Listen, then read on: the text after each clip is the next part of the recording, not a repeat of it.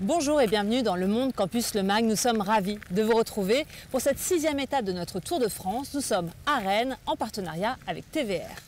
Et puisque nous sommes à Rennes, on va parler des jeunes Rennais qui font bouger la région, puisque cette émission raconte comment la jeunesse vit, travaille, se forme et change la société. Et puis on a un dossier spécial sur les orientations non linéaires. Tu sais, quand on s'oriente mais en zigzag. Je vois tout à fait, mais pour commencer cette émission, on vous propose de retrouver le parrain. Alors il est rennais d'adoption, il dirige l'une des institutions majeures de la ville, le Théâtre National de Bretagne, mais il est aussi comédien et metteur en scène. Emmanuel, je te propose d'aller faire la connaissance d'Arthur Noziciel et vous aussi, on le retrouve en plateau. C'est parti.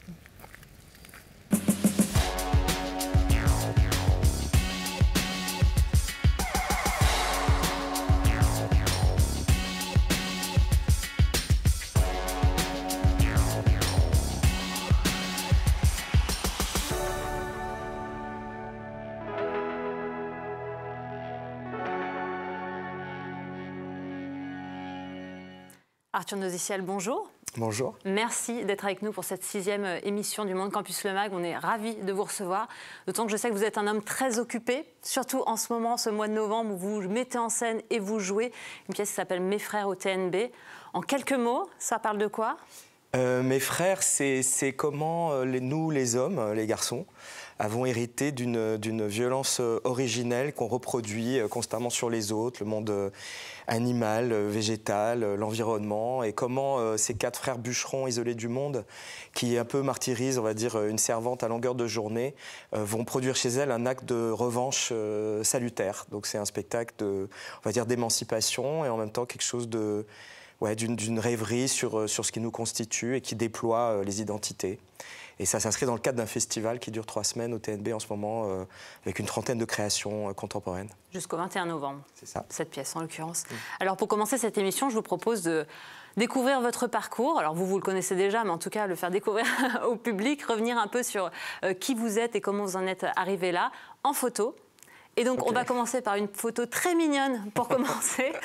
C'est vous, enfant. Alors, vous, enfant, qui étiez déjà un enfant hyperactif, je crois, et qui vous intéressiez plutôt au cinéma qu'au théâtre. Vous avez quel âge sur cette photo ? Je ne sais pas trop, non, 5 ans, quelque chose comme ça, 5-6 ans. Alors, moi, je ne sais pas. Moi non plus, je ne me reconnais pas complètement. Vous étiez tout petit, en tout cas. Ouais, et donc, sur la photo, il y a aussi mon frère qui a un petit projecteur Super 8. C'est sûr que... En fait, ça a été le cinéma, mais aussi tout ce qui était marionnette, petit théâtre, musique, tout ça. C'est grâce à une enseignante en maternelle que j'ai découvert l'Oiseau de feu de Stravinsky, qui est devenue une grande obsession, et qu'on avait, on va dire, mis en scène, chorégraphié. Et après, j'ai plus jamais arrêté. C'était avec mon frère, mes cousins, mes cousines. Je prenais alors là Casse-Noisette ou Tchaïkovski. Et puis alors, je mettais ça en scène, mais surtout, je faisais beaucoup de marionnettes. J'aimais beaucoup m'enfermer dans les toilettes. J'ai retenu cette anecdote. Voilà. Mais là, surtout pour... en fait, ils projetaient des petits films Super 8 que je regarde en boucle, des petits Chaplin, des choses comme ça. Mais vraiment très, très tôt, quoi, 5, 6, 7 ans. L'arrivée de tout ce qu'elle allait avoir avec le spectacle, le cinéma, allait vraiment devenir une obsession. Je venais pas d'un milieu spécialement cultivé, je venais d'un milieu plutôt populaire, classe moyenne. J'étais pas du tout dans un environnement qui allait me donner les outils pour ça, mais par contre, mes parents étaient des gens extrêmement ouverts et curieux et je pense étaient finalement assez heureux de voir que j'étais passionné. Et donc, en tout cas, ils ne m'ont pas découragé. Ils ont même, à un moment, plutôt encouragé cette passion. Voilà, on allait voir des marionnettes, on allait... Et aujourd'hui encore, j'ai envie de dire aux parents, emmenez vos gamins, mais dès que c'est possible, emmenez-les voir des spectacles, emmenez-les, faites-leur écouter de la musique. Même si on n'est pas expert, finalement. Mais surtout pas. Ouais. Non, surtout pas. En tout cas, chez nous, il n'y avait pas du tout je venais pas d'un milieu qui avait... qu'on va dire un milieu de culture ou un milieu qu'à voir avec tout ça. Non, c'était vraiment des gens spontanés, ouverts, voilà, mais qui n'ont pas d'a priori. La force de mes parents, leur grande force a toujours été ça, l'absence totale d'a priori. Et cette ouverture, en fait, sur le monde fait que, quel que soit son milieu, quel que soit son parcours, on a accès, et d'autant plus aujourd'hui, à ce qui peut se faire de mieux dans toutes les disciplines. Mais en tout cas, voilà, moi, c'est passé par l'école, c'est passé par la maternelle. Et puis... Et une rencontre avec une documentaliste aussi, alors qui ça, vous a beaucoup marqué. Ah ouais, mais ça reste une amie. Aujourd'hui, elle est en EHPAD, mais je la vois, on s'appelle. J'étais dans un lycée qui n'était pas non plus vraiment un endroit enchanteur et qui était dans une cité, comme on dit aujourd'hui, qui était aux Ulysses. Et cette documentaliste, Nicole Régnier, avait la passion du théâtre et celle d'emmener des jeunes très éloignés du théâtre, de remplir des cars et nous emmener voir à Paris. Pareil, ce qu'il y avait de plus exigeant et de plus incroyable au théâtre. On a vu des spectacles de Vitesse, Chéreau, Mnouchkine, Brooke, Claude Régis, Strehler, Duras. Alors, ce qu'elle favorisait, c'est ce que j'ai gardé aujourd'hui dans mon travail avec mes équipes, c'est favoriser le choc. C'est pas expliquer aux gens ce qu'ils doivent voir et penser. On n'a pas besoin d'un bagage culturel pour découvrir des choses magnifiques. Il faut juste y aller et pas avoir peur du choc qu'une œuvre va produire en vous. Et en fait, elle avait cette passion-là. Elle nous a transmis son enthousiasme pour des spectacles qu'on n'aurait évidemment jamais été voir. Et surtout dans des lieux abandonnés, on dit abandonnés de la République, comme parfois on peut le dire, que sont ces cités. Et puis par ailleurs, j'aimais son CDI, puisqu'on est dans une émission qui braque l'orientation. Elle avait fait de ce CDI un endroit chaleureux, humain, gai. Et c'est vrai qu'on était beaucoup épacés. Moi, j'étais très obsédé par comment j'allais faire du cinéma, comment j'allais être réalisateur. Donc, je farfouillais toute la doc que je pouvais trouver. Il y en avait assez peu. Donc elle-même allait en chercher, c'est-à-dire qu'elle a une démarche active pour m'amener de l'information sur les différentes écoles et formations que j'aurais dû faire si j'avais voulu être réalisateur, ce qui était mon choix depuis l'âge de 10 ans en fait. Et toute ma scolarité a été orientée par ça en réalité. Voilà, les choix d'options que j'ai pu faire, ou même de faire un bac scientifique, alors j'étais pas du tout un scientifique, mais pour ces écoles, voilà, on recommandait en tout cas des notions d'optique, etc. Donc je m'étais vraiment préparé à faire un concours pour entrer dans une école de cinéma. Et finalement, à 20 ans, en 1987, vous rentrez au Théâtre National de Chaillot. Voilà. Et là, vous prenez une autre voie. Alors on peut voir justement ces photos-là. Moi, j'aimerais que vous commentiez aussi la mise en scène des pièces. Aujourd'hui, vous en avez mis 24 en scène, si j'ai bien compté. Ah ouais. Et tout commence en 1999. On va voir la photo par Le Malade imaginaire. Et vous m'avez dit que vous avez mis en scène cette pièce finalement par accident. Bah, puisqu'on parle, je voyais le titre, c'était vous parlez de vie aussi. Enfin, oui. Moi, ma vie, elle est faite de rencontres avec des gens qui, à un moment, ont peut-être vu des choses de vous que vous ne saviez pas, et de suivre une intuition. Parce que je ne m'étais pas dit je vais être acteur, et je devais faire une fac d'histoire de l'art, je me suis retrouvé en art plastique, dans une fac de création contemporaine incroyable, un univers qui m'était très étranger, à Saint-Charles, qui dépendait de la Sorbonne. Je ne pensais pas rentrer à l'école de Chaillot, mais j'ai passé le concours pour avoir l'opportunité de rencontrer Vitesse, parce que mon milieu était tellement éloigné de ce monde de l'art et du théâtre que je ne pensais même pas que les gens étaient joignables, qu'on pouvait leur écrire. Et donc je me suis retrouvé par hasard dans cette école. Je ne pensais pas travailler comme acteur. On m'a tout de suite proposé du travail. Donc pendant 10 ans, j'ai travaillé non-stop comme acteur. Et la mise en scène, c'est pareil. C'est-à-dire, à un moment, j'ai fait un travail des amateurs. Et Éric Vignier, qui était à Lorient, au Théâtre de Lorient, où je travaillais comme acteur, m'a dit « mais il y a une matière magnifique pour faire un spectacle ». Et donc, je me suis complètement lancé dans cette aventure en y mettant tout ce que j'avais envie d'y mettre à l'époque. Et c'était un spectacle sur la transmission, sur l'héritage. J'ai mis en scène mon père, qui n'était pas acteur. Et on y jouait ensemble, un père et un fils, au milieu d'acteurs importants, dont Laurent Poitronneau, qui est resté mon frère d'armes, et avec qui on a mis en place le nouveau projet pédagogique à l'école du TNB aujourd'hui. On le verra justement après. Voilà, et en fait, ce spectacle allait devenir voilà, le point de départ de plein d'autres qui ont suivi, même si je sentais dans ce spectacle que j'ai fait comme j'avais vu faire des spectacles, que ce mode-là ne m'allait pas complètement. Et que faire du théâtre comme j'avais toujours vu en faire, dans les modes de production, les distributions, n'était peut-être pas complètement mon endroit. Et donc ça va vous amener, je pense, à la deuxième photo, si j'ai bien compris. Justement, à Atlanta, voilà. Où vous partez mettre en scène Black Battles with Dogs.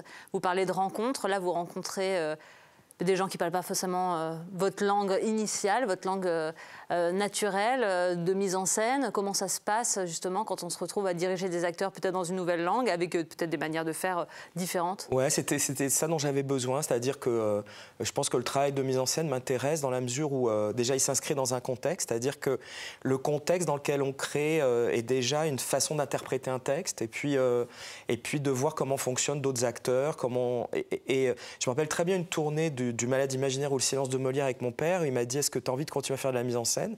Et je lui ai dit « Je ne suis pas sûr, mais si je continue, ce sera en lien avec l'étranger. » Et pour moi, faire du théâtre dans un autre pays, c'est une façon de rentrer aussi vraiment dans la culture d'un pays, puisqu'on y rentre aussi par la langue, on y rentre par la façon de penser, le langage et le rapport au monde. Le langage structure la réalité dans laquelle on vit. Et donc ce spectacle aux États-Unis a été important parce que c'était la première fois que je travaillais à l'étranger. J'ai travaillé en anglais avec des acteurs américains magnifiques, dont certains sont devenus vraiment... Ils sont tous devenus des amis, mais des gens avec qui j'ai déjà fait 2, 3, voire 4 spectacles. C'est des gens avec qui je travaille maintenant depuis 20 ans. J'ai comme une famille là-bas, et puis que ça a ouvert d'autres possibilités dans d'autres pays, puisqu'après j'ai travaillé en Russie, en Islande, en Norvège, en Corée du Sud, là que j'ai un projet à Prague, enfin, et que le rapport à l'étranger a toujours beaucoup nourri mon travail, à la fois de réflexion, je dirais aussi amicalement, et puis et renouvelle aussi ce qu'on fait, puisque à chaque fois on y rencontre des nouveaux collaborateurs qui finissent par devenir vos partenaires sur de nombreux spectacles, et à l'heure actuelle...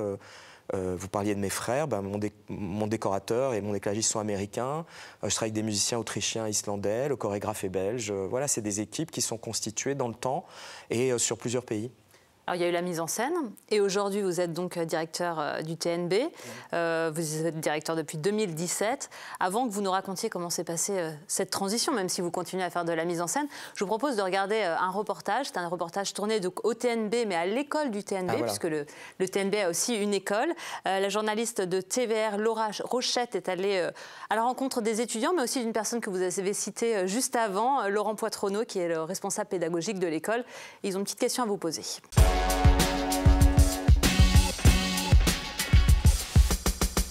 Il m'en revient déjà de l'argent et une maîtresse. Ne ferais-je rien qui hâte le succès du projet de ma chère suivante? Effectivement, peut-être retiens un peu les chiens et comme ça t'évitera ce sentiment d'aller plus vite que la musique et de te dire mais je ne sais même pas ce que je suis en train de dire. Aujourd'hui, c'est le lundi tradi à l'école du TNB. Comprenez par là le travail sur une œuvre classique. Ici, la fausse suivante de Marivaux. Ils sont confrontés à beaucoup d'œuvres contemporaines ou d'artistes contemporains, mais il nous semblait important aussi qu'ils aient dans leur formation, de manière très basique, comme des bases, comme des gammes, qui puissent se confronter à Molière, à Marivaux, à Racine, à Corneille. Vous me l'amenez, et vous voulez ensuite que je lui fasse mauvaise mine? C'est pas une question. Et vous voulez ensuite que je lui fasse mauvaise mine? Mais arrête, ne prenez pas cette habitude d'être... Je te dis ça, tu l'intègres, tu respires, tu reviens au texte et tu redémarres. Ça passe par le silence aussi. Je trouve que c'est assez chouette d'avoir une occasion tous les lundis, une sorte de rendez-vous où tout d'un coup on se pose un peu plus et en fait de voir comment tous les chemins de jeu ils sont aussi beaucoup inscrits dans le texte et pas forcément juste par une sorte d'idée préconçue qu'on a parfois. Les 20 élèves de l'école d'art dramatique ont commencé leur formation en septembre cette année. C'est la 11e promotion. Ils ont 3 ans pour en apprendre un maximum sur le théâtre et tout ce qui l'entoure. On a fait de la danse, on a fait des improvisations, travail de texte aussi, enfin, voilà, ça dépend de l'intervenant. Ça nous crée un réseau, mais c'est aussi pouvoir se confronter à une multitude de professionnels du métier. Et c'est une vraie volonté d'Arthur Nouziciel, à la tête à la fois du Théâtre National de Bretagne et de son école. Accompagnés par Laurent Poitronneau, ils ont tous deux donné une nouvelle direction pédagogique axée sur une formation pluridisciplinaire et ouverte. Tous les artistes associés qui participent à la programmation du théâtre, que ce soit aussi bien des metteurs en scène, des chorégraphes, des comédiens, des plasticiens, des musiciens, des cinéastes. Tous ces artistes interviennent d'une manière ou d'une autre dans l'école. C'est-à-dire que les élèves qui voient les spectacles, qui voient ces artistes, savent qu'ils les verront dans l'école, soit lors d'ateliers, soit lors de masterclass, soit lors de rencontres plus informelles. Un laboratoire, un lieu de recherche, d'expérimentation, de découverte. L'école du TNB a de multiples facettes à l'image de son directeur, à qui Zaïna pose une question universelle. Après toutes ces années de création, de mise en scène, aussi de direction de lieu, est-ce que tu as toujours peur ?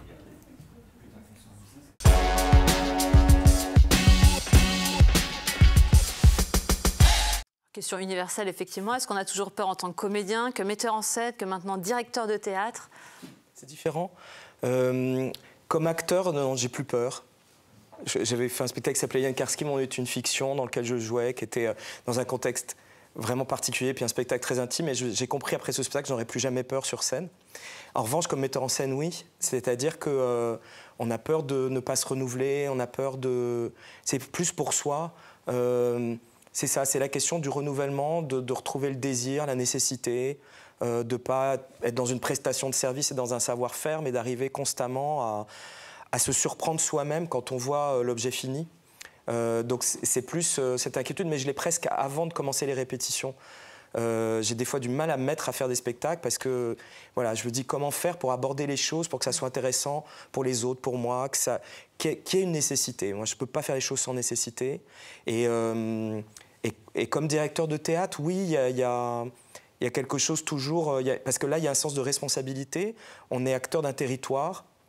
On a une responsabilité dans la façon dont les gens vont se construire en découvrant les spectacles. On a une responsabilité économique parce qu'on fait travailler énormément de monde et que la période qu'on vient de traverser fragilise beaucoup de métiers. Je pense essentiellement aux intermittents, qu'ils soient acteurs, actrices, techniciens, techniciennes. Il y a vraiment cet enjeu-là qui est très très fort. Et puis ce qui, au contraire, m'apaise, c'est l'école. Je crois que s'il n'y avait pas eu l'école, je ne pense pas que j'aurais été au TNB. Et quand je vois Zaina, quand je vois tout le monde, et déjà la promo qui est sortie, qui est merveilleuse, et celle-là, je sais qu'avec un ensemble d'une trentaine d'artistes associés au TNB, on espère que les parcours et les recherches et les propositions de tous ces artistes contribuent un tout petit peu à faire évoluer les consciences, changent un tout petit peu le monde.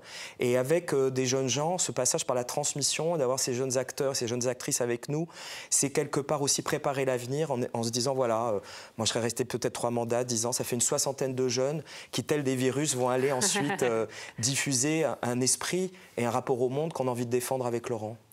Merci Arthur. Merci pour continuer cette discussion, je vous propose de retrouver 2 nouveaux invités. J'allais dire presque un invité, mais non, il y en a un, c'est pas du tout un invité, c'est mon co-animateur Emmanuel Davidenkoff, mais aussi un nouvel invité, Pascal Brasselet, il est spécialiste de l'orientation. On les retrouve.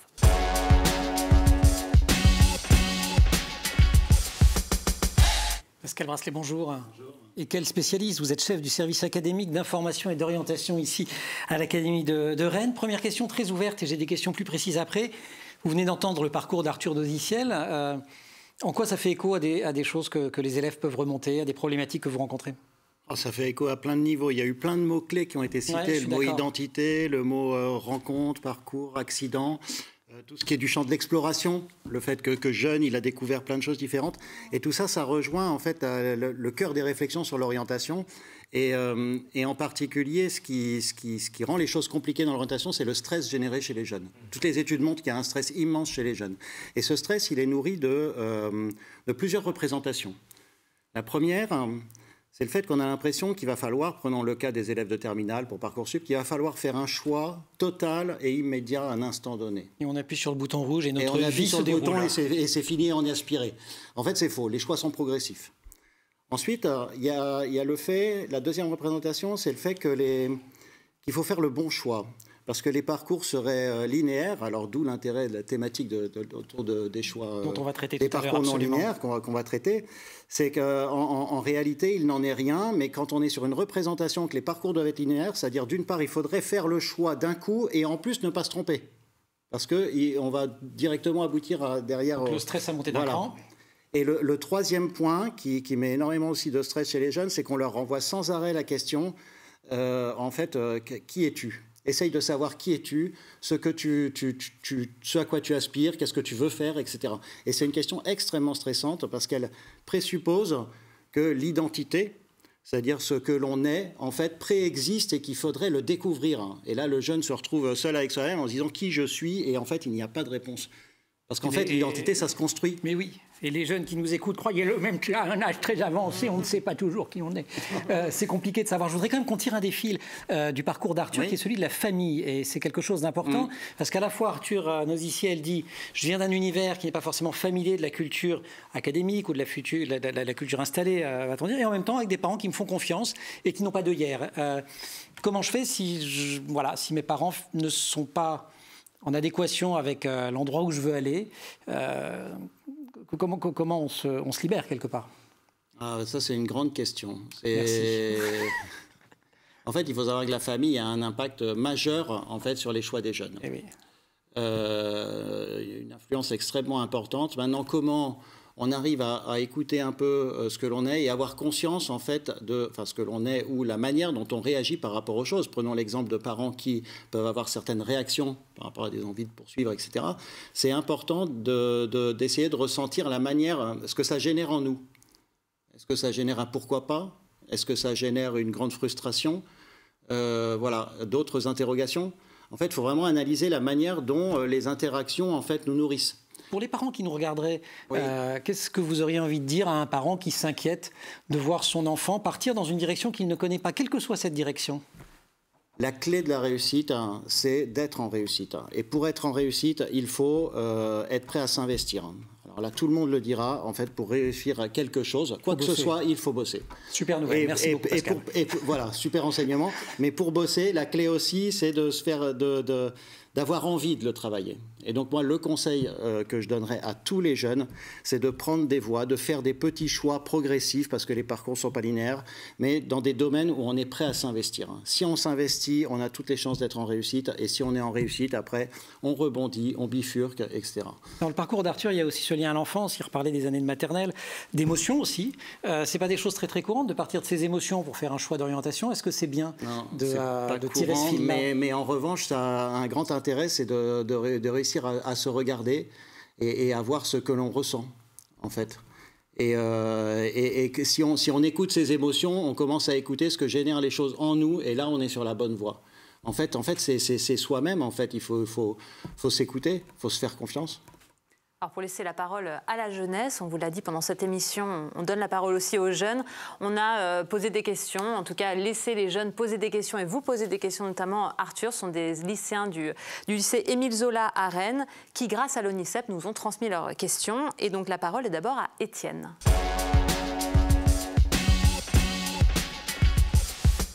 Quel parcours conseilleriez-vous à un jeune qui souhaite devenir comédien? Donc Pascal et oui, tout à fait. Non, mais c'est bien qu'il y ait cette question parce que j'avais envie de rebondir par rapport à ce que vous disiez, puisqu'on a une école avec un nouveau concours qui laisse beaucoup la parole à. Donc on a eu 1600 candidats cette année. Pour combien de places? 20. Ah oui. Mais c'était intéressant de lire lire ces dossiers, comment ils investissaient. Et on s'est aperçu quand même à chaque fois que beaucoup veulent se rassurer par le diplôme, et nous on donne un diplôme, mais il y a ces filières art du spectacle, etc. Il s'avère que quand même dans la plupart qu'on lit, le diplôme assèche quelque chose, en tout cas formate. Et donc ce diplôme qui vient rassurer ces jeunes par rapport à leurs parents. Donc je vais être acteur, actrice, mais donc je vais faire ce cursus d'art du spectacle où je vais aller avant de faire une école supérieure. Finalement, les formate beaucoup et leur enlève énormément de leur singularité. Et donc, paradoxalement, j'ai envie de dire, éviter les études.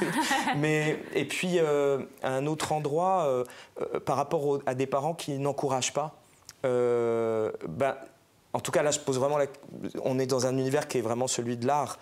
Et donc, j'ai envie de dire ça, c'est plutôt bien. Aussi, c'est-à-dire qu'on a envie de travailler avec des gens qui ont une nécessité, quelque chose de viscéral en fait, qui va les pousser à aller vers ces métiers-là. Vous parliez d'investissement, c'est une façon de le dire, c'est-à-dire, effectivement, si pour être acteur ou actrice, on n'est pas prêt à couper avec son environnement familial, peut-être que c'est pas ça qu'il faut faire. Enfin, c'est peut-être un peu brutal la façon de le dire, mais là, sur nos 20 jeunes... certains ont vraiment dû se mettre en rupture avec leur milieu familial, c'est sûr. Tout le monde n'a pas été accompagné, soutenu, mais voilà, ils sont là. Il y en a qui ont fait d'autres métiers, il y en a qui ont fait des études, il y en a qui ont fait des vrais parcours et qui, ont à un moment, décidé d'arrêter pour faire du théâtre. Une deuxième question, celle de Noam. Pourquoi êtes-vous passé de metteur en scène à directeur d'un théâtre? Parce que je me suis aperçu que diriger un théâtre est une façon d'avoir un rôle plus politique sur un territoire, de ne pas exister juste qu'en son nom, c'est-à-dire c'est pas juste mes spectacles et je n'existe dans la vie qu'à travers ce que je fais. On a envie aussi justement de participer à la construction d'un monde, d'une société qu'on espère plus juste, plus intéressante, plus consciente, et qu'à travers son travail et aussi à travers tous les artistes qu'on va accompagner, produire, à qui on va donner les moyens de créer, à travers tout ce qu'on va faire en éducation culturelle, à travers tout ce qu'on va faire en termes de médiation, à travers la question de la transmission, on participe comme ça de faire bouger, même si elle reste modeste, de faire bouger les lignes. Mais on espère que des gens, à travers ce qu'on fait, vont se construire et devenir des citoyens peut-être plus ouverts, plus justes. Pascal Brasselet, Arthur Noziciel parle de la nécessité, vous avez employé un autre mot, mais enfin c'est cette idée qu'on sait par quoi on est habité et qu'on a envie de le faire. Il y a aussi un certain nombre de jeunes qui, alors peut-être paralysés par le stress dont vous parliez au tout début de notre entretien, mais il y a des jeunes qui ne savent absolument pas ce qu'ils veulent faire. Est-ce qu'il y a un premier geste qui sauve? La première bouée, c'est quoi? Je fais quoi? Et la première bouée, c'est être ouvert. Être ouvert, je suis ouvert. Voilà, explorer, se renseigner. Après, ça dépend de son niveau de connaissance. Est-ce qu'on connaît les différents types d'études supérieures? Est-ce qu'on s'est renseigné un petit peu sur les différents domaines? Et en fait, quand on explore, quand on rencontre des gens, quand on pose des questions, il faut aller vers. Et quand on va vers et qu'on est dans l'interaction avec les personnes, en fait, ça génère des choses en nous. Et là, quand je disais que les choix ne sont jamais brutaux, mais progressifs, ça va générer tout doucement des petites certitudes. On va se dire, ah bah tiens, ça m'a parlé. Ça, je me reconnais là-dedans. Et puis ça, en revanche, j'ai pas envie d'y aller. Et c'est la construction de petites choses progressivement, en fait, qui vont aboutir à la fin à une prise de décision et qui n'est qu'une étape. La prise de décision au moment de Parcoursup, c'est la décision d'un bachelier. 2 ans plus tard, à 20 ans, on peut avoir envie tout d'un coup de bifurquer dans une autre direction. Donc c'est vraiment la progressivité, c'est le maître mot. Et ne pas avoir peur de cette progressivité parce que c'est juste la réalité. Mais on ne le dit pas assez. Est-ce qu'on le dit suffisamment malgré tout dans les établissements scolaires? Parce que la pression, elle ne vient pas de nulle part non plus. Eh bien, c'est tout le travail auquel on s'attelle. Arthur Noziciel s'était adressé ou avait discuté avec une documentaliste, avec laquelle vous êtes encore en contact, ce qui est assez merveilleux. Vers quel professionnel je me tourne? Mais les premiers professionnels qui sont au contact des jeunes sont les enseignants. Donc mon prof principal, ma prof principale. Voilà, on échange avec ces enseignants, on échange avec les acteurs de l'établissement avec lesquels on se sent une facilité d'interaction, une professeure documentaliste, une CPE. Donc il y a une notion de confiance quand même. Un psychologue de l'éducation. Il faut qu'il y ait de l'échange, du dialogue, en fait, et que la parole aille dans les deux sens.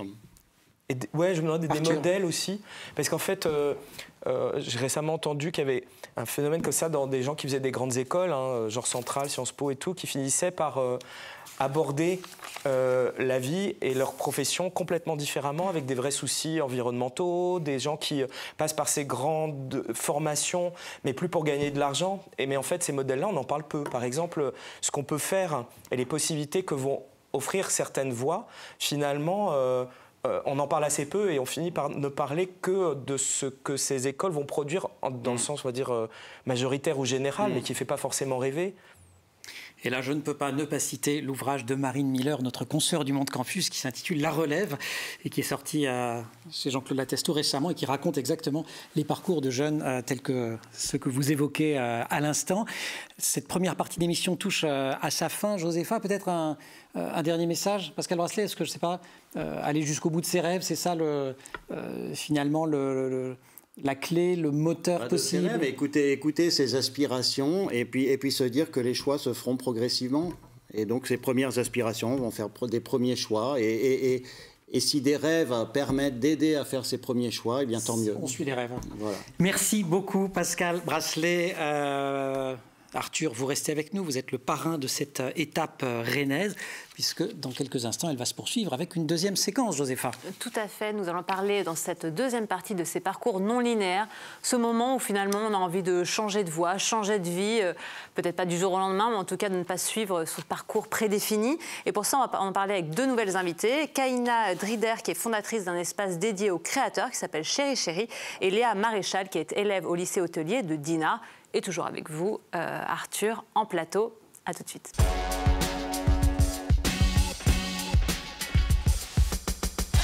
Et je souhaite la bienvenue à nos 2 nouvelles invitées. Kaïna Drider, bonjour. Bonjour. Fondatrice de l'agence de communication Demain, fondatrice, créatrice d'un lieu d'ailleurs dédié aux créateurs qui s'appelle Chéri Chéri Concept Store, bien connu ici à Rennes. Et Léa Maréchal, bonjour Léa. Bonjour. Première télé, oui. Séquence émotion. Léa qui est élève en BTS hôtellerie-restauration, pas loin d'ici, au lycée hôtelier de Dinard. Si on s'était rencontrés il y a quelques années, je ne vais pas dire exactement combien, mais disons quand vous aviez l'âge de 14 ou 15 ans, vous aurez vu... Sur un kayak. Et vous aurez vu en cuisine, vous y êtes de retour, mais vous en êtes parti en fait. C'est ça, exactement. Donc on va parler de tout ça. Ce kayak, pourquoi je vous aurais vu sur un kayak? Effectivement, quand j'avais 14-15 ans, je faisais du kayak, c'était vraiment toute ma vie. Bon, évidemment, je savais que je ne pourrais pas vivre du kayak, donc c'était vraiment une passion. Et, parce que ce n'est pas un sport pro, hein. Non, ce n'est pas un sport parce pro. Parce que le niveau, vous l'aviez. Effectivement, et oui, je m'entraînais à fond, tous les jours, plusieurs fois par jour même, mais effectivement, je savais que ça ne pouvait pas être mon avenir, on va dire, le kayak, et qu'il fallait aussi que j'étudie. Léa, je faisais allusion à un été qui aurait pu être super sympa. C'est ça, à 14-15 ans, alors c'était plus vers 15-16 ans pour moi, j'ai fait ma première expérience dans le monde professionnel et en fait juste après un stage, je suis partie travailler donc, en saison dans un restaurant. Et j'étais pleine de bonne volonté, j'avais vraiment envie de me lancer dans ce métier-là. Et en fait, l'expérience n'a pas forcément été très positive.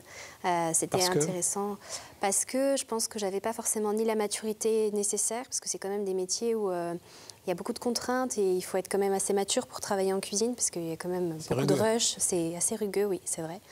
Et puis en même temps, parce que en fait, on ne rencontre pas toujours des personnes qui nous conviennent. Et c'est vrai que dans le métier de l'hôtellerie-restauration, c'est d'autant plus présent puisque souvent, on se retrouve avec des personnes qui n'ont pas forcément la même mentalité, qui ne sont pas forcément très pédagogues. Donc c'est plus facile aussi de se retrouver un petit peu déconvenus. Et donc vous sortez de là en vous disant plus jamais ça. Exactement. Aujourd'hui, plus de kayak du tout pour Kaina et le retour en cuisine de Léa. Les zigzags de l'orientation, on l'a dit dans la première partie de l'émission, c'est quelque chose d'important. On ne construit pas tout, on ne choisit pas forcément sa voie, sa vie d'un clic sur Parcoursup et c'est de cela qu'on parle avec vous. Un petit mot en très résumé donc, du parcours qui suit pour vous, Kaina.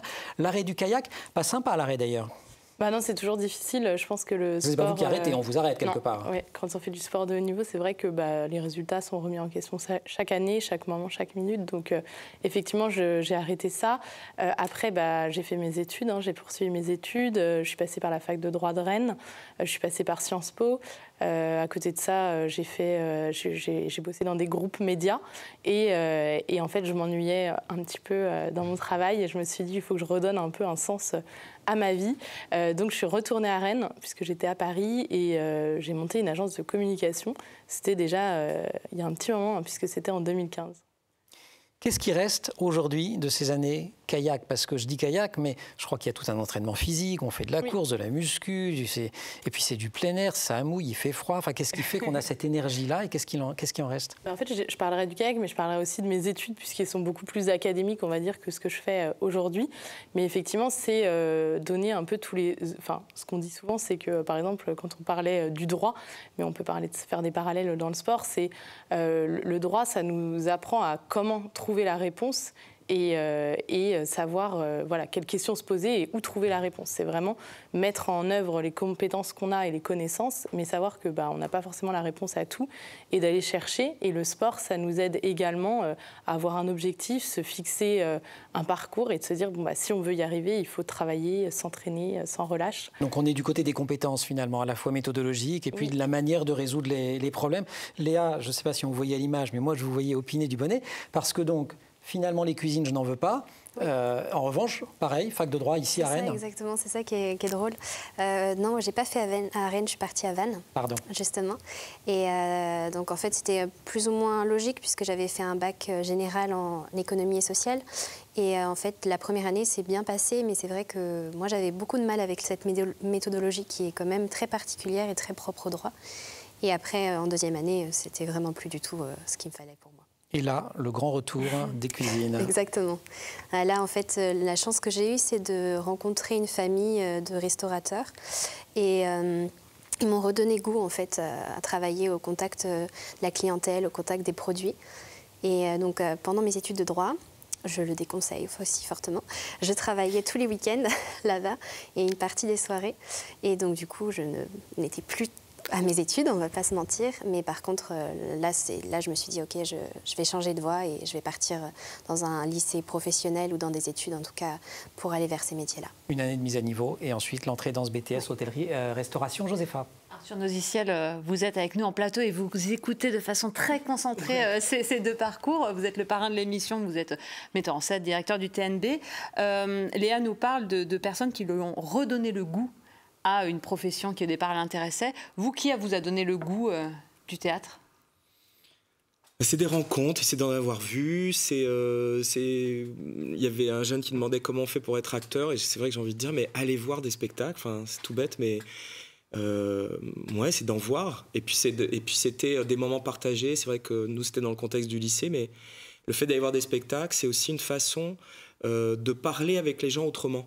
C'est-à-dire qu'après un spectacle, on échange beaucoup, on parle, et ça changeait totalement la relation qu'on a avec les profs, avec les autres. Et c'est ça qui vous fait passer dans le monde adulte aussi, qui vous sort de l'état d'élève à l'état d'être pensant. Alors pour continuer cette émission, je vous propose de partir en reportage avec Claudia Caratori, qui est journaliste à TVR, qui a dressé le portrait d'un jeune sportif breton qui a réussi à mêler sa passion jusqu'au bout en combinant le sport, ça va vous parler Kaina, et les études de commerce. Il s'appelle Steven Henry, il est vice-champion du monde moins de 23 ans en kayak, et ça aussi ça va vous parler.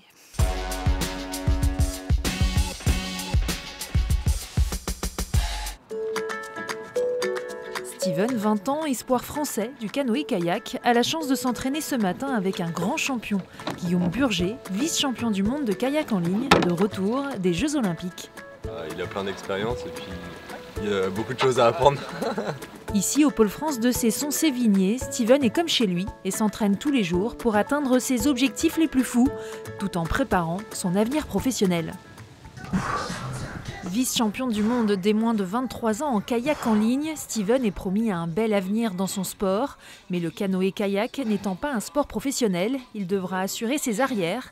C'est pourquoi, depuis son bac, cet espoir du kayak français suit en parallèle un BTS au sein de l'école de commerce Totem, qui propose un accompagnement personnalisé pour les sportifs de haut niveau. Du coup, vous pensez là, c'est bon, ces chaussures elles nous vont par rapport à... Là, par rapport à ce qu'on a vu sur la machine, oui, ça vous correspond. Okay, bah, après, si vous avez un souci ou si même la chaussure ne vous correspond pas, vous pouvez revenir au magasin, on peut la changer. Totem s'adapte à son emploi du temps, comme à celui des 15 autres jeunes sportifs présents dans l'établissement. Si là, ils ont cette liberté et pas d'inquiétude par rapport à la suite de leur profession, ça peut être une blessure, ça peut être la fin d'une carrière, ils peuvent au moins se reconvertir. Et nous, notre objectif, c'est de les professionnaliser le plus rapidement possible pour qu'ils puissent rebondir suite à leur carrière sportive. L'école est en lien permanent avec le Pôle France et l'entraîneur de Steven. Les kayakistes, comme beaucoup de sports, ce sont des sports amateurs et ce n'est pas le kayak qui va faire vivre derrière. En tout cas, les exemples sont très rares. C'est vrai qu'il y a besoin d'avoir un socle solide en termes de formation professionnelle pour apporter de la sérénité, pour qu'il y ait de la réussite en fait, à la fois dans l'avenir professionnel et aussi sportif. Le kayakiste peut ainsi mener de front ses deux projets grâce à un soutien scolaire et sportif renforcé depuis le lycée. Et il a déjà des idées pour la suite. Progresser à fond à chaque saison, faire du mieux que je peux à chaque fois et après on verra, me faire plaisir surtout. Après on verra le résultat où il en est, puis déjà se qualifier au jeu et voir ce qu'on peut faire. On verra ce qui se passe plus tard, mais peut-être je sais pas, je deviendrai peut-être manager d'un magasin, j'ouvrirai peut-être mon magasin, je sais pas, à voir. En tout cas, dans le domaine du commerce, ça me plaît pour l'instant, donc je continue et j'essaye de faire un maximum d'études pour préparer mon avenir. Objectif à court terme, obtenir son bachelor, puis mettre ses études entre parenthèses pendant 1 an, afin de préparer sa première participation aux Jeux Olympiques à Paris en 2024.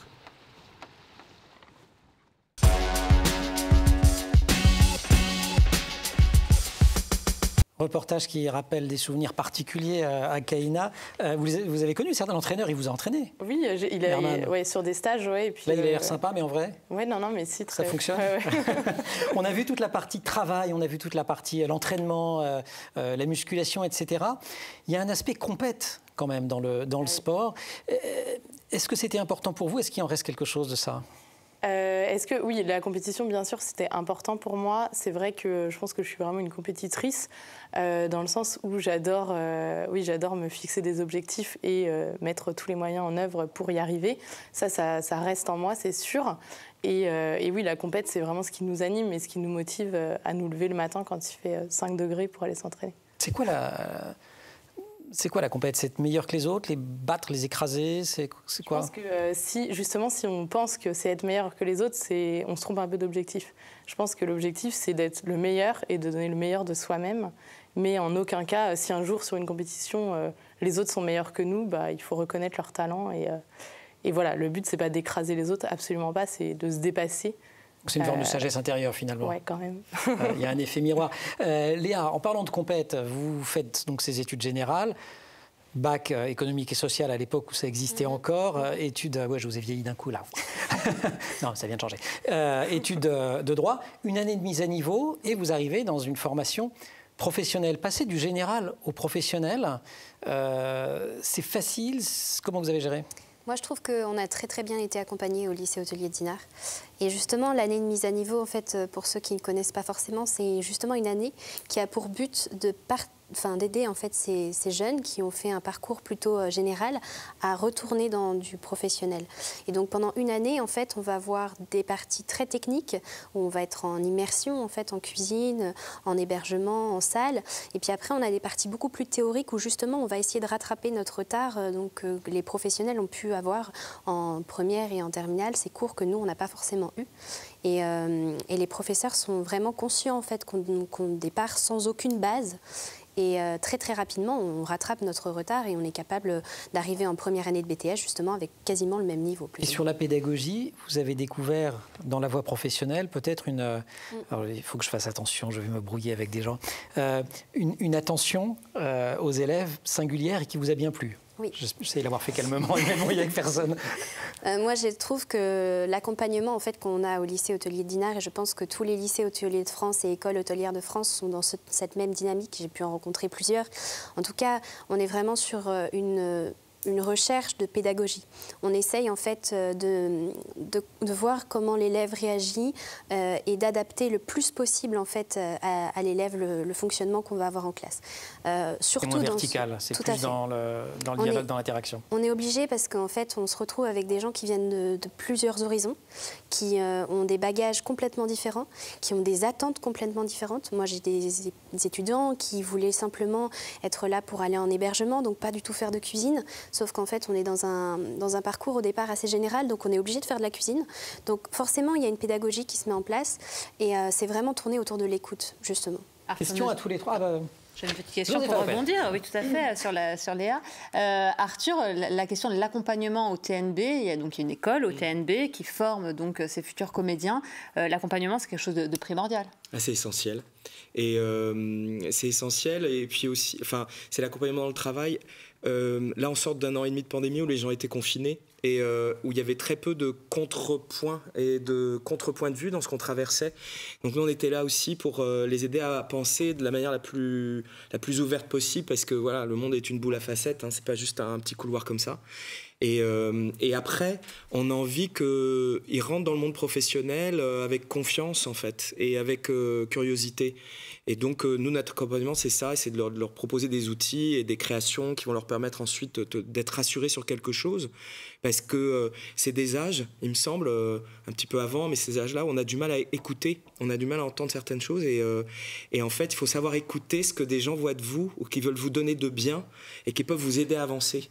Et on essaie de les mener à cet endroit-là. Enfin, ce que disait Léa me parle vraiment beaucoup. Ouais, je comprends très bien. Alors pour prolonger notre discussion, la directrice de l'ONICEP nous livre elle aussi ses conseils. Elle s'appelle Frédérique Alexandre Baillet et donc sa chronique s'appelle Le Fab Lab.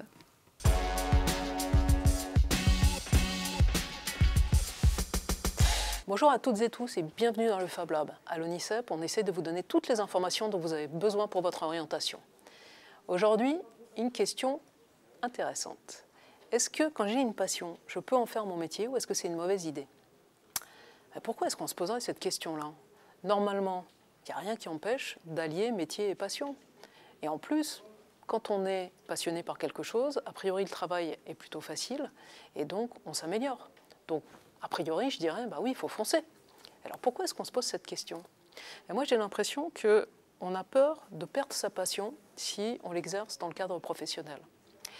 Et là, la question qui se cache derrière, c'est tout simplement celle de la meilleure connaissance possible du métier en question. Donc là, j'ai un seul conseil à vous donner. Allez rencontrer des professionnels et posez-leur des questions sur l'activité réelle qu'ils exercent. En quoi ça consiste ? Qu'est-ce qu'ils font tous les jours ? Qu'est-ce qu'ils ont suivi comme formation ? Quelle a été leur trajectoire professionnelle ? Et là, vous verrez un peu mieux s'il y a un risque que finalement le métier ne vous plaise pas du tout et que ça aille jusqu'à vous dégoûter de votre passion. Peut-être que vous vous demandez aussi si vous avez les notes suffisantes pour accéder aux formations qui amènent à vos métiers passion.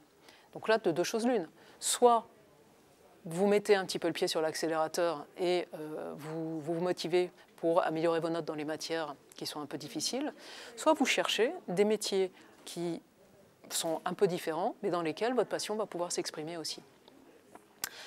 Autre question, est-ce qu'on est sûr de réussir quand on poursuit sa passion? Et là, je pense plutôt au métier artistique. Vous envisagez une carrière musicale, une carrière de peintre, une carrière de metteur en scène au hasard. Bah oui, on n'est pas sûr de tous réussir quand on s'engage dans des carrières comme ça. Mais si vous êtes conscient du fait qu'il faut un peu de talent, qu'il faut beaucoup de travail, qu'il faut peut-être avoir un petit peu de réseau, qu'il faut peut-être avoir un peu de chance aussi, bah essayez. Puis il sera toujours temps de changer, c'est pas très grave. Et en fin de compte, ce que je me dis aussi, c'est que la passion, elle n'est pas toujours au départ et on peut la rencontrer en chemin. Il y a des métiers dont on découvre des facettes plutôt au fur et à mesure, et où on se rend compte que finalement, quelque chose auquel on ne pensait pas du tout va vous passionner, et de plus en plus au fur et à mesure où vous exercez votre profession. Je vais vous donner 2 exemples. Vous pouvez choisir d'être boulanger parce que vous aimez fabriquer du pain, et vous rendre compte qu'en fait, ce qui vous plaît vraiment, c'est le contact avec la clientèle tous les jours. Autre exemple, vous choisissez des études de pharmacie parce que vous êtes passionné par la biologie ou la chimie, et puis vous vous rendez compte en chemin que vous avez découvert une passion pour la recherche en général.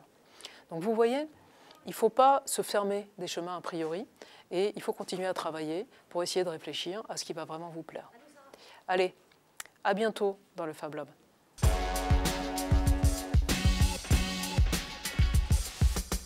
On sort du Fab Lab et on rentre au lycée Émile Zola de Rennes avec de nouvelles questions des élèves à nos invités.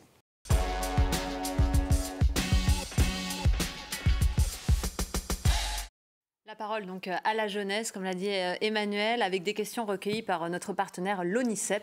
Et la première est celle d'Étienne. Est-ce que lorsqu'on est passionné, on réussit mieux ses études que les autres? C'est une bonne question. Kaina. Alors, j'ai envie de dire, alors moi, ça va être un peu différent. J'étais pas du tout passionnée par mes études. C'était quelque chose qui... J'ai toujours été intéressée par tout dans la vie, mais c'était pas une passion. C'était juste, oui, voilà, trouver de l'intérêt. Donc je pense que réussir déjà dans ces études, où on va dire que oui, quand on est passionné d'études, je pense qu'on réussit mieux que quelqu'un, c'est sûr.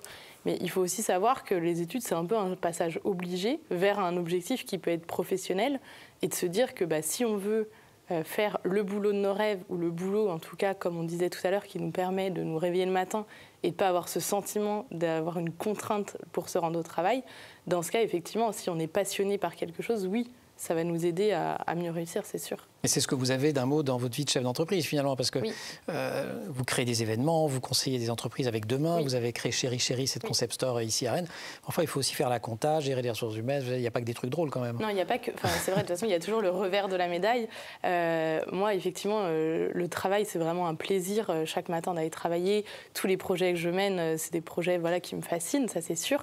Mais effectivement, il y a toujours un peu le revers de la médaille. On ne peut pas faire qu'un truc cool toute la journée. Et qu'effectivement, faire de l'administratif, de la compta, c'est un peu chiant. C'est le passage obligé. C'est le passage obligé. Léa, vous avez l'impression que vous travaillez mieux en BTS, hôtellerie-restauration à Dinard qu'en fac de droit à Vannes? Bah oui, mais après, c'est complètement différent parce que moi, je me suis complètement désintéressée en fait, du droit, donc j'en avais plus du tout goût. C'est sûr que ça règle la question. Complètement. Et là, moi, je suis dans des métiers qui sont dits passion, puisque c'est des métiers, l'hôtellerie-restauration, où souvent on a l'image en fait, que les personnes sont forcément passionnées par ce qu'ils font. Et c'est vrai, je vous rejoins complètement sur le fait qu'il y a plein de tâches en fait, qui ne sont pas du tout passionnantes dans nos métiers. On ne va pas se mentir, la comptabilité, ça ne plaît pas tout le temps à tout le monde.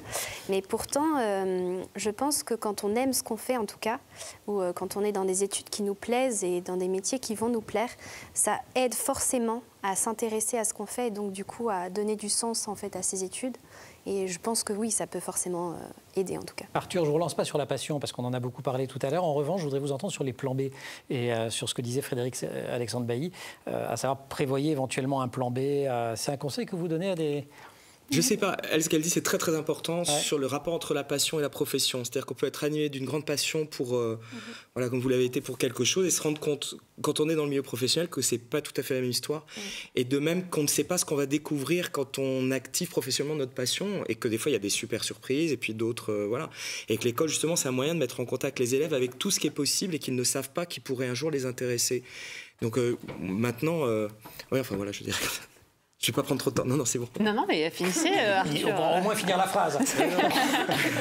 Non, mais je sais plus quelle était les questions. Voilà. Et ben on va passer à une autre question. Ah oui, les plans B, non, moi je pense pas qu'il faille un plan B. En revanche, quand je vous écoute, je les admire beaucoup parce que je me dis, j'aimerais bien, enfin, je le dis aujourd'hui, mais finalement, moi aussi, j'aimerais bien changer de voie. Ou, je me dis, il y a tellement de choses super à faire, est-ce que vraiment à un moment, je devrais pas faire autre chose? Mais voilà, ça me fait réfléchir à votre émission. Formidable, c'est Le Monde Campus et le Mag. Je pense pas que, enfin, pour mon métier, il faut pas de plan B, il faut vraiment penser que c'est ça qu'on veut faire, sinon c'est difficile. Je crois pas, même pour vous, je crois que c'est difficile.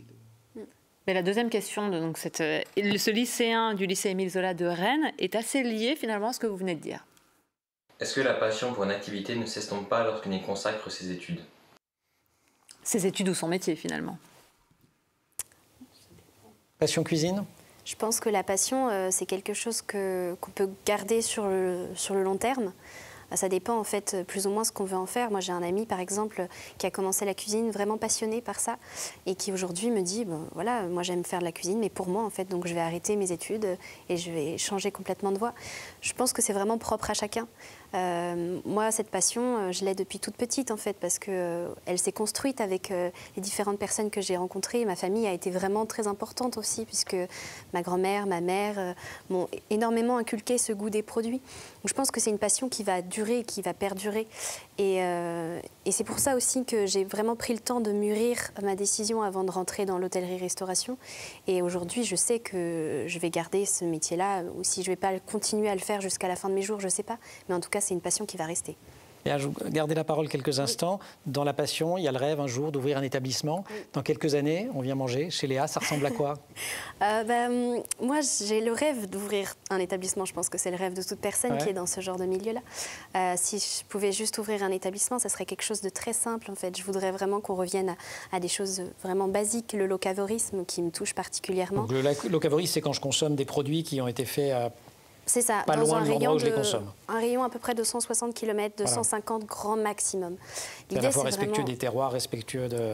On consomme moins on décarbone complètement, et puis c'est surtout qu'on essaye de mettre en valeur des artisans locaux, des producteurs, des agriculteurs. On essaye d'utiliser aussi des produits de saison, parce que finalement, quand on consomme locavore, on ne peut pas consommer des produits qui plus la saison.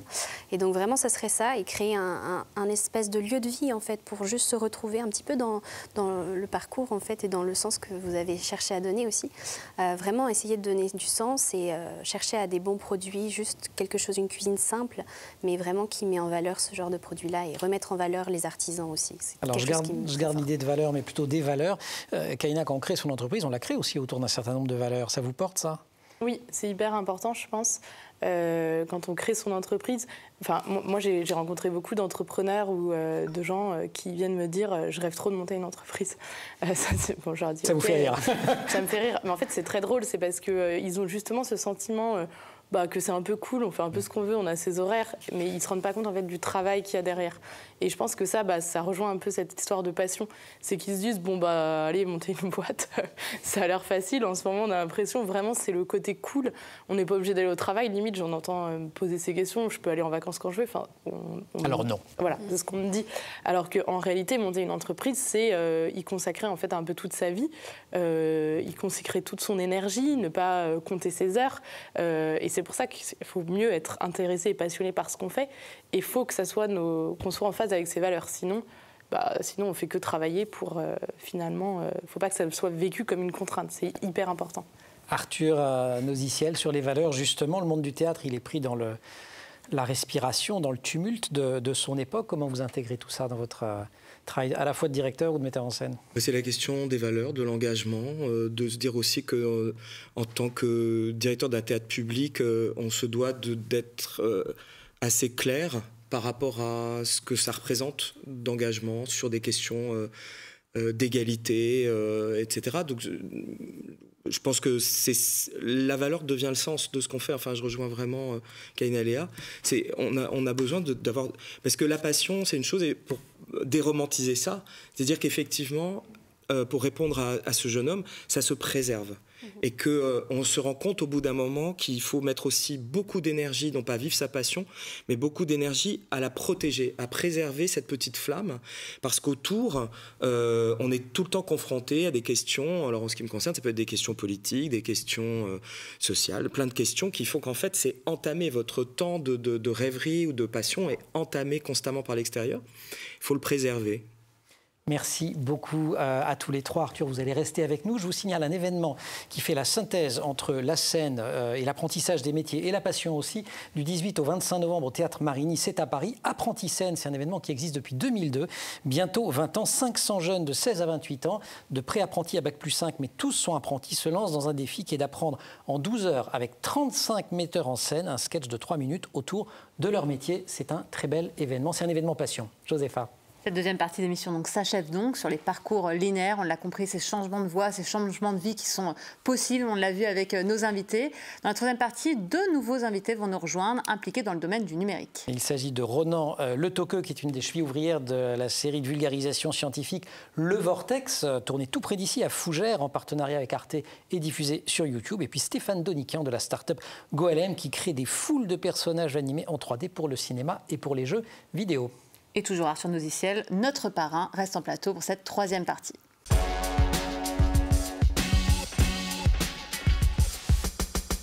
Troisième partie de notre émission Le Monde Campus Le Mag. Arthur Nosiciel, vous êtes avec nous en plateau. Ça va, tout se passe bien? Très heureuse, c'est passionnant. J'adore. Parfait, vous voyez, 2 nouveaux invités nous ont rejoints. On change comme ça on ne s'ennuie pas du tout. On rencontre plein de nouvelles personnalités. Stéphane Doniquian, bonjour. Bonjour. Et Ronan Le Toqueux, bienvenue également. Bonjour. Alors vos entreprises sont un petit peu différentes, on va le voir pendant ces 26 minutes d'émission, mais ce qu'on a essayé de faire, c'est de vous regrouper un peu sous le terme très générique de numérique. Alors ce qu'on disait tout à l'heure en coulisses, c'est que on n'a pas dit digital pour pas que ça fasse trop has-been. Bon, numérique, on s'est dit ça passe à peu près, mais bon, vous allez le voir, c'est quand même assez différent.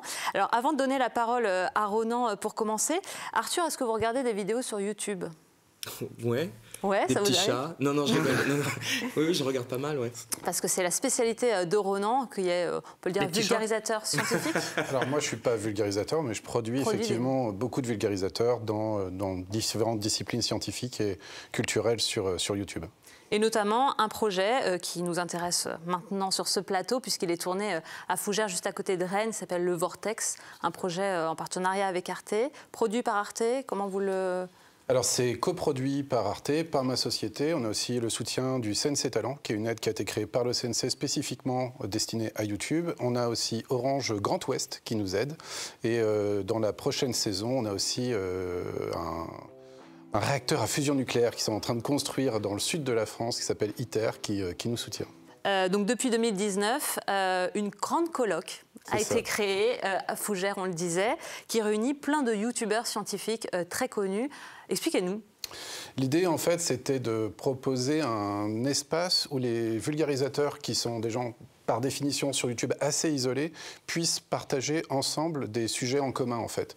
Parce que pour en produire des classiques, on va dire, on se voit effectivement à tourner un peu dans son salon, dans éventuellement un petit home studio éventuellement, et on est très très seul. Et donc on voulait créer avec Arte vraiment cette idée d'une émission où on puisse réunir des vulgarisateurs qui n'ont pas l'habitude d'être réunis pour parler de sujets ensemble et de faire quelque chose d'assez transdisciplinaire aussi. Parce que c'est ça qui était important, c'était de montrer différents points de vue sur un même sujet, parce qu'effectivement, un géologue et un biologiste, ils peuvent avoir des choses à se dire, parce que quelqu'un qui travaille dans la santé ne pense pas la même chose que quelqu'un qui travaille dans l'économie. Et c'est ça qu'on essayait de mettre en valeur et de proposer des choses un petit peu originales, avec une forme un peu rigolote aussi pour... Il y a beaucoup d'humour dans les vidéos. Il y a beaucoup d'humour, et surtout, on fait de la fiction. Ce qui n'est pas du tout leur domaine de prédilection. Les vulgarisateurs, en général, ce sont des gens qui parlent face caméra, qui s'expriment à leur public en direct. Et là, on était vraiment dans l'idée de leur proposer aussi un nouvel exercice, un petit peu comme un petit défi personnel. C'est viens, en plus tu vas faire de la fiction, tu vas voir, c'est rigolo, on va s'amuser et tu vas rencontrer des gens sympas et tu vas faire des sujets qui te tiennent à cœur. Alors pour que les gens comprennent bien, donc ce sont des vidéos d'une vingtaine de minutes en général. Pas plus, un peu moins, dans un quart d'heure, 20 minutes. Ouais. Mais du coup, quelles thématiques on rencontre par exemple dans les dernières sorties? Alors dans les dernières sorties, on a fait un sujet sur le prix de la vie, justement, qui parle de combien vaut une vie d'un point de vue administratif, d'un point de vue économique en fait, et à se demander justement est-ce qu'il vaut mieux construire un rond-point ou mettre des feux rouges, et ben en fait on fait le calcul, on est obligé de mettre un prix à la vie. Et dans la petite section, la petite pandémie qu'on a vécue récemment, c'était important de le calculer aussi. Donc ça, c'était mis en parallèle aussi justement avec quelqu'un qui a travaillé dans les urgences et qui savait aussi que justement, quand on est aux urgences, des fois, on a des moments où on est obligé de faire des choix difficiles. Et donc, vous pouvez mettre ça en parallèle. Le prochain épisode va nous parler de la cataracte dans l'impressionnisme de Monet et donc comment le fait qu'il perde la vue a influencé son œuvre et a presque lancé tous les mouvements ensuite d'abstraction américain. Donc étonnamment, on s'y attend pas. Et puis on a des épisodes, là le dernier était sur la biodiversité, sur la communication dans la nature. Donc c'est vraiment des sujets extrêmement variés en fonction des personnes que l'on amène dans la colocation à participer à l'émission. Arthur, le projet Vortex a pour but de rendre accessible la culture scientifique. Alors on le voit sur des domaines assez différents, ça peut être la science, là on le voit, l'art, etc. Comment on rend accessible aussi le théâtre ? Il y a un petit peu avec la même démarche, c'est-à-dire je trouve qu'on est dans une période qui est extrêmement individualiste et très sur le point de vue unique, et donc l'idée de réunir des communautés et de les faire réfléchir à plusieurs, parce qu'on est plus intelligent à plusieurs, et de faire se confronter les points de vue, je trouve que c'est très nécessaire aujourd'hui. Après, je ne vais pas rentrer dans le détail, mais c'est vrai que dans un lieu comme le TNB, je pense que la diversité des propositions, elle est importante.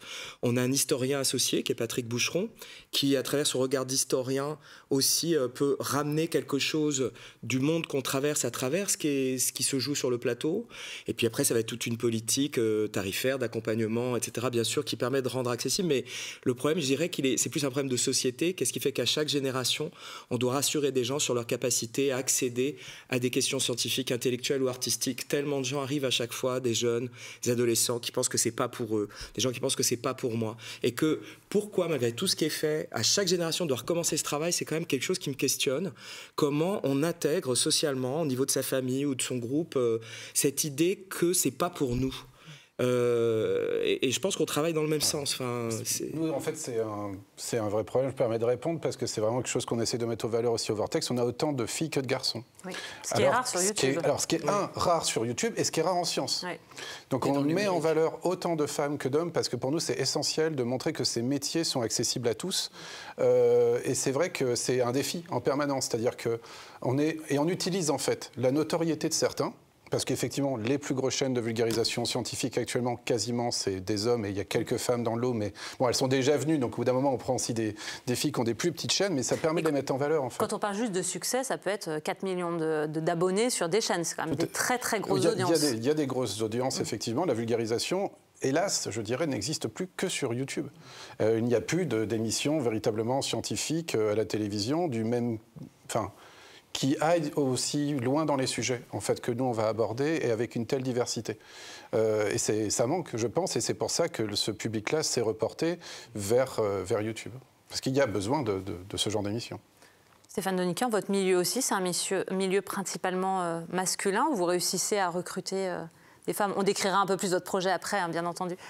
Alors, on n'a aucune femme dans l'entreprise, donc c'est un milieu de geeks, c'est un milieu d'ingénieurs en informatique, et donc c'est un milieu malheureusement extrêmement masculin, et il y a très très peu de femmes qui font des études en informatique, ou alors quand elles font des études en informatique, c'est plutôt en bioinformatique.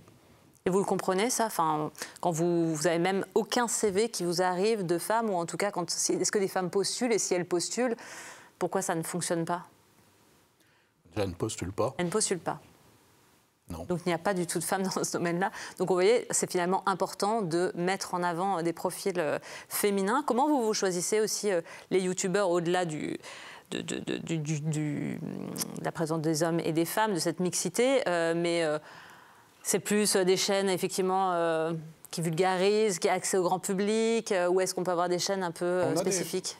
La chaîne de l'or de Art Contemporain, justement, était très spécifique. C'est pas une très grosse chaîne. Par contre, elle est passionnante, hyper intéressante et très drôle. Donc elle remplissait les cases de l'ADN du Vortex, en fait.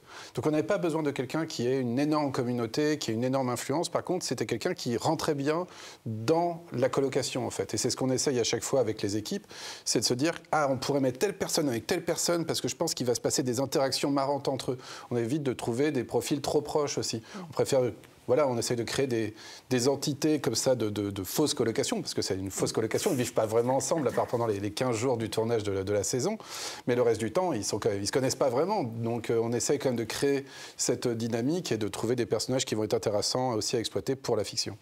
Alors quand on parle souvent de youtubeurs, on pense déjà à des jeunes, forcément. Ouais. Même si les youtubeurs vieillissent, comme tout le monde, hein, YouTube ne préserve pas du vieillissement. Mais souvent, il y a cette petite méfiance, ce petit sourire en coin, parce que les premiers youtubeurs étaient plutôt des youtubeurs d'humour. Comment on s'impose sur cette plateforme? Ça pose pas, je sais pas. C'est le temps qui fait, en fait. Je pense qu'il y a ce qu'ils appellent le développement organique, c'est-à-dire qu'en fait, c'est assez naturel, les spectateurs en amènent de nouveau. Et si votre contenu sait trouver son public, il y a un effet un peu naturel, boule de neige, c'est pour ça qu'on parle de développement organique des chaînes. Plus, bien sûr, cette idée aussi que nous, on développe au Vortex, qui est un peu le caméo ultime, c'est-à-dire que on invite des gens qui vont ramener leur communauté sur notre chaîne pour découvrir le projet. Donc ça, en fait, on exploite leur notoriété pour faire découvrir la chaîne, mais en même temps, ils sont très contents de participer parce qu'ils savent qu'en elle-même, la chaîne est un beau projet. C'est souvent comme ça que ça fonctionne, en fait. Alors avant de continuer cette discussion et de vous retrouver tous les trois en plateau et de découvrir Golem aussi par Stéphane Donikian, nous vous proposons de suivre l'équipe de TVR qui est partie faire un reportage dans un Fab Lab où monsieur et madame tout le monde peut apprendre à développer des compétences et notamment dans le domaine du numérique.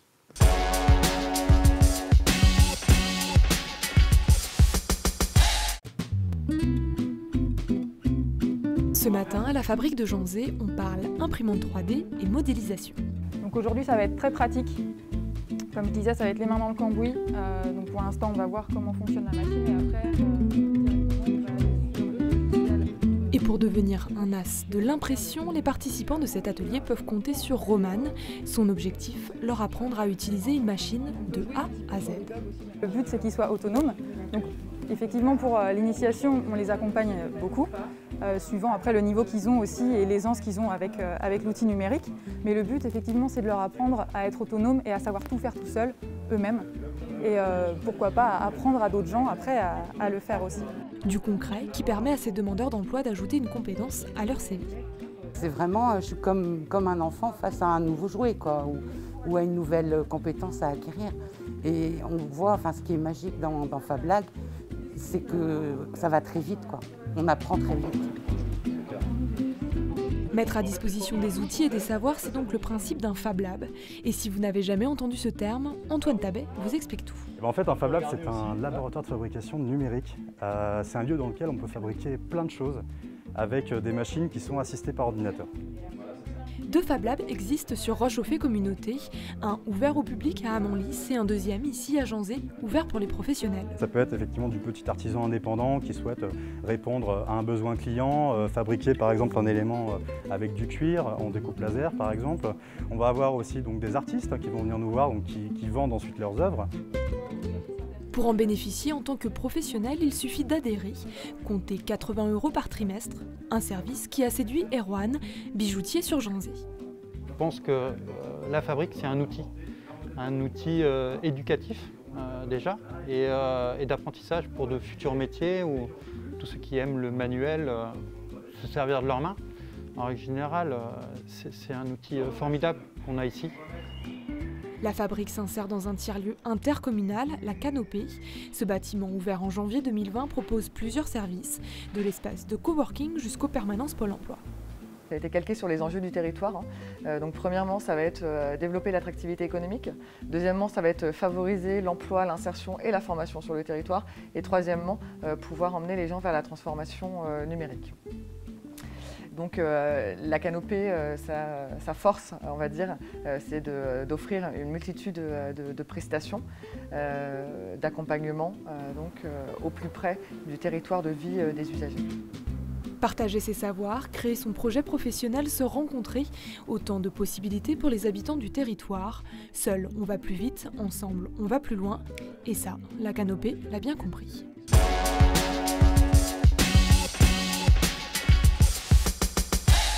Arthur, si je vous dis, vous êtes convoqué.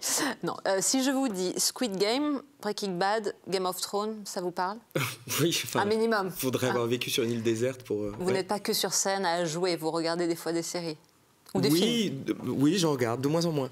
J'en regardais beaucoup et de moins en moins, parce que je trouve qu'il y a maintenant une forme d'académisme dans la série qui fait que ça devient moins intéressant qu'avant. Voilà, c'est juste pour amener un petit peu de polémique, mais ouais, puis j'ai plus trop le temps en fait. Je peux pas rentrer dans 2-3 épisodes, ça va, puis après. Bon, en tout cas, on va rentrer dans les coulisses un petit peu de toutes ces séries avec Stéphane Donikian. Bonjour. Rebonjour. Votre société Golem se cache derrière ces super productions, puisque vous êtes spécialisé depuis 2009 dans les solutions d'animation d'environnement 3D utilisant des populations de personnages autonomes. C'est très très complexe quand je le dis comme ça, mais vous allez mieux l'expliquer que moi. Ça consiste en quoi ?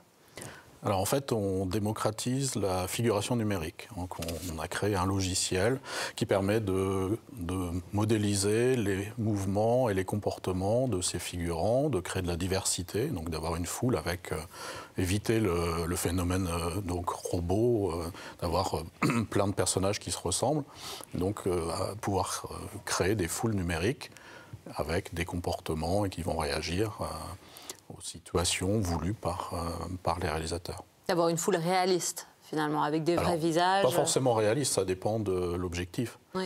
On n'est pas forcément dans de l'anthropomorphisme, on peut être dans des personnages qui sont complètement imaginaires. Donc il n'y a pas forcément une quête de réalisme, mais il y a une quête de répondre à la volonté et aux besoins des créatifs dans les studios. Alors, je parlais des super productions avec lesquelles vous avez travaillé. Il y en a d'autres qui vont arriver, mais ça, mystère, on ne peut pas en parler. Mais comment ça se passe quand le créateur de Squid Game ou de Game of Thrones vous contacte parce qu'on veut faire un mouvement de foule dans une scène ? Comment se passe cette création ? Alors, on n'est jamais en contact direct avec les producteurs et les réalisateurs des séries ou des films. On est en contact avec les studios, donc studios d'effets spéciaux, ou studios d'animation, ou studios de jeux vidéo, qui, eux, vont utiliser notre logiciel et qui vont travailler, eux, avec le réalisateur et l'équipe de tournage. Donc c'est à partir du logiciel que vous avez produit que eux peuvent créer. Ce n'est pas vous qui créez les scènes pour ces superproductions. Non, on ne crée pas de scène du tout. On va faire du support technique. On va créer des nouvelles fonctionnalités au logiciel s'ils ont un besoin qui n'était pas encore prévu. Et donc, on va essayer de répondre à leurs besoins. Ça a été le cas pour Game of Thrones, par exemple. Et quels étaient les besoins, par exemple, pour Game of Thrones ? C'était une scène de bataille avec un mélange entre des cavaliers et des fantassins, et avec des formations de fantassins et des cavaliers qui devaient passer entre, et donc avoir des comportements spécifiques. Donc on a développé une solution pour répondre aux besoins d'un studio allemand pour cette série. Alors j'ai lu que vous aviez travaillé avec des chercheurs de l'INRIA. Vous êtes dans de la recherche pure au départ, au moment de la création de ce logiciel. Alors moi, je suis issu de la recherche. En fait, j'étais directeur de recherche à l'INRIA avant de créer la société. Donc, j'ai travaillé pendant 15 ans sur la simulation de foule. Et après, donc, avec une équipe d'ingénieurs et d'enseignants-chercheurs qui travaillaient donc avec moi au laboratoire, on a sorti 4 technologies du laboratoire, on les a industrialisées et on a donc créé le logiciel pour le marché des effets spéciaux et de l'animation. Arthur, le numérique a envahi aussi les scènes de théâtre et d'opéra. Il n'y a quasiment plus un spectacle où il n'y a pas au minimum de la vidéo, ça fait assez longtemps, mais même des effets spéciaux. Et puis on peut aussi créer pour le numérique. Vous l'avez fait, vous ? Ah oui, j'ai recréé un spectacle pour Zoom. En fait, on passait beaucoup de temps pour Zoom, et puis c'était des acteurs que j'aime beaucoup, qui étaient aux États-Unis. La pandémie était violente là-bas parce que les gens ont perdu leur travail d'un coup, il n'y avait pas de soutien, enfin, c'était vraiment très violent. Donc c'est né comme ça de se dire, faisons quelque chose ensemble et réadaptons ce spectacle qui était un spectacle sur l'enfermement, etc. Pour Zoom. Et c'était assez passionnant, on a travaillé pendant 2 mois pour voir comment on pouvait complètement recréer le spectacle avec ces fonctionnalités qui sont très contraintes, de voir comment on pouvait aussi les contrarier. Donc on a réussi en bricolant à empêcher... à contraindre un petit peu Zoom, des trucs comme ça, et à reproduire quelque chose qui est ni du théâtre ni du numérique, qui est quelque chose de complètement singulier. Ni de la télé ? Non, mais qui se rapprochait du cinéma quand même. Il y avait quelque chose d'assez cinématographique finalement, puisque on montait en direct, mais il y avait comme un montage finalement, et puis on avait pu garder la bande son du spectacle et tout ça. Donc il y avait vraiment un objet qui naissait de ça. Après, Là, on parle beaucoup maintenant de développer des projets de réalité augmentée qui permettraient de voir des spectacles sans être dans le théâtre, mais de participer au spectacle.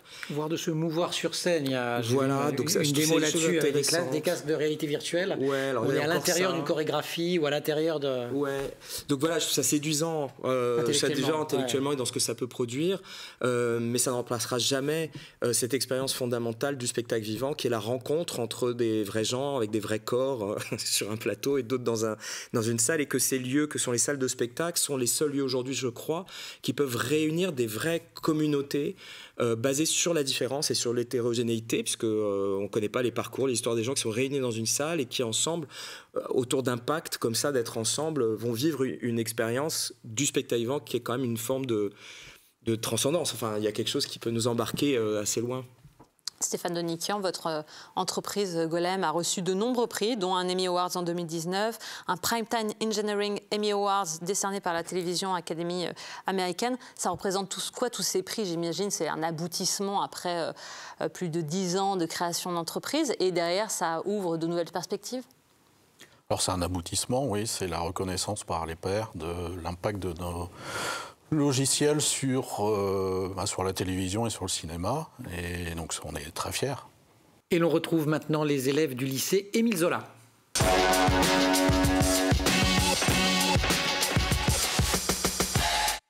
Noam, Étienne, Noam. Quelles écoles intégrer pour espérer rejoindre une entreprise telle que GoAlem? Combien d'années d'études sont nécessaires? Tel que Golem, il faut corriger, parce qu'il n'y a que les gens comme moi pour faire l'erreur, en fait. Alors, quelles années d'études? On n'a dit pas beaucoup de filles, certes, bon, mais les garçons... On n'a dit pas beaucoup de filles, mais on peut dire les filles, allez-y, parce qu'il y a zéro... Enfin, c'est pas génétique, ce truc-là. Donc, c'est parce que dans le vivier, il n'y a pas beaucoup de filles, donc forcément, il n'y a pas de filles qui sont embauchées. C'est pas parce qu'elles ne sont pas capables. Je rappelle que vous avez inventé l'informatique, les filles, donc vous pourriez quand même un petit peu en tirer bénéfice maintenant. Stéphane. Alors, quelles études faire pour intégrer... Golem. Des études d'informatique, a priori. Là, la dernière personne qu'on recrute, c'est un data scientist, donc, puisqu'on travaille aussi sur du deep learning. Un spécialiste des données, un expert en analyse des données. Un analyse des données, donc avec un bagage plus mathématique.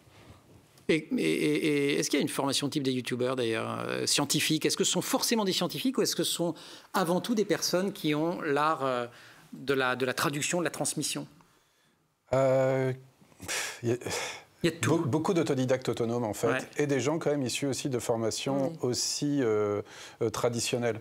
Je pense d'ailleurs à une chaîne que peut-être tu connais ou que tu connais pas, mais qui peut être intéressante, qui s'appelle Fulloscopy. On a travaillé avec lui sur un épisode. Bien moi aussi, voilà.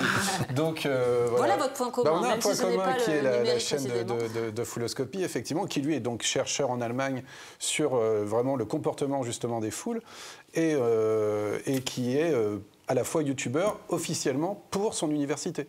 C'est-à-dire, il représente son université au sein, c'est un genre de pôle communication de l'université. Donc, ils ont une chaîne YouTube.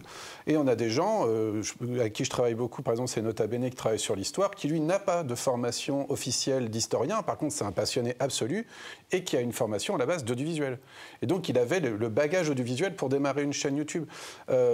C'est ça, souvent, qui est différent, c'est qu'on peut avoir des gens issus de l'audiovisuel et des gens issus d'une formation plus académique. Deuxième et dernière question des élèves du lycée Émile Zola, question recueillie grâce à notre partenaire l'ONICEP, et c'est Étienne qui la pose. Combien d'années vous a-t-il fallu pour concevoir et développer les logiciels qui font que GoAlem a atteint un niveau international? Bon, c'est pas facile à dire, il faut l'avouer, vous aurez eu toutes les prononciations pour votre entreprise dans cette émission. Vous voulez pas enlever le A, vous faites Golem. Combien d'années d'études a-t-il fallu pour atteindre ce niveau vraiment de perfection? Alors, d'études pour qui? Pour l'ensemble de l'équipe?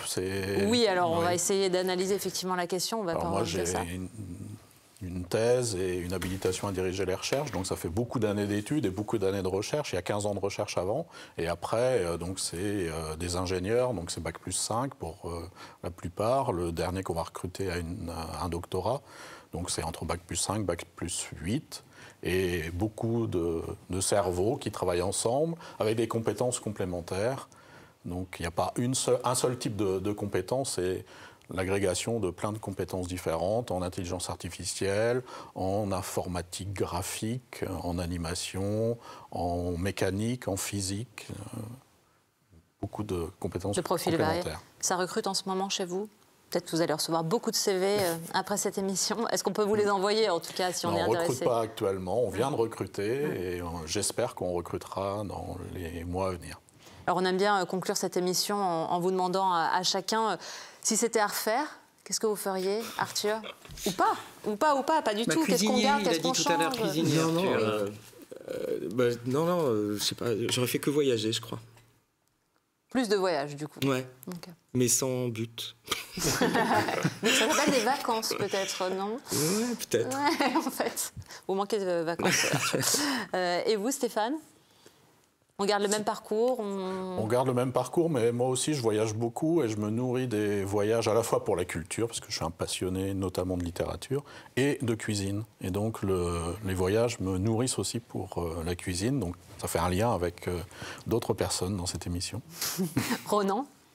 Oui, la même. Hein. On va pas... Tout le monde veut partir en voyage, en fait. Ouais, mais j'aime bien aussi. Effectivement, ça a été, je pense que c'est le vieil adage, les voyages forment la jeunesse. Ouais. Ça a été assez vrai pour moi, en tout cas, parce que justement, après le bac, je suis parti 2 ans en voyage. Et ça a été extrêmement formateur pour m'ouvrir l'esprit et me permettre d'apprendre à me connaître, justement. Peut-être un dernier conseil, tous les 3, cette émission s'adresse aux jeunes et aux moins jeunes, mais en tout cas par votre parcours, parce que vous avez pu entendre de vos échanges, quels conseils on peut donner à ceux qui nous regardent? Si vous en avez un à donner. Qui commence? C'est moi. On va faire dans l'autre sens, comme vous voulez, en une phrase. En une phrase. En un mot. En un mot. Osez, allez-y, croyez en vous. Ouais, justement, c'est pour éviter peut-être ça. Ouais, je sais. Mais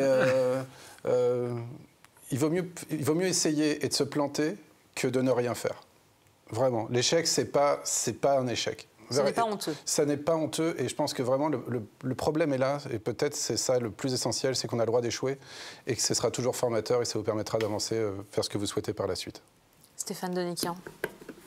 Alors je vais rebondir sur l'échec, puisqu'on en a vécu un, et ça a été un petit peu compliqué, parce que la culture française n'accepte pas l'échec. Mais... Lequel? En quelques mots? On peut en parler de cet échec que vous avez vécu? C'est un licenciement économique d'une partie de l'équipe à un moment, et on a su rebondir. Et donc, il faut avoir foi en soi et en notre objectif commun pour rebondir après un échec. Arthur, le mot de la fin. C'est tellement vrai qu'on apprend de ses erreurs et de prise de risque. Mais pour amener une troisième idée, je dirais être le plus curieux possible et creuser, parce qu'on ne sait pas à quel point il y a des choses qu'on ne sait pas. Et c'est vraiment en creusant qu'on va se découvrir, et qu'on va découvrir des choses qu'on ne pouvait pas imaginer dans les parcours des uns des autres. Et ouais, voilà, être curieux. Merci beaucoup à tous les 3. Cette émission Le Monde Campus Le Mag à Rennes se termine. Merci à nos invités d'avoir partagé ce moment avec nous. Et merci Josépha. Prochain rendez-vous, Le Monde Campus Le Mag, ce sera à Tours dans un mois, avec comme parrain le journaliste et animateur Harry Roselmack. Je voudrais quand même faire un petit clin d'œil à TVR qui nous accueille aujourd'hui. On aime toutes les chaînes où on va, on aime tous les endroits dans ce pays. Mais c'est quand même ici, il y a un an, que l'idée de cette émission est née, notamment grâce à Aurélie Rousseau. Alors merci particulier ici à Rennes à TVR, sur chaîne sur laquelle vous retrouvez cette émission en rediffusion, et évidemment sur lemonde.fr. Bonne journée.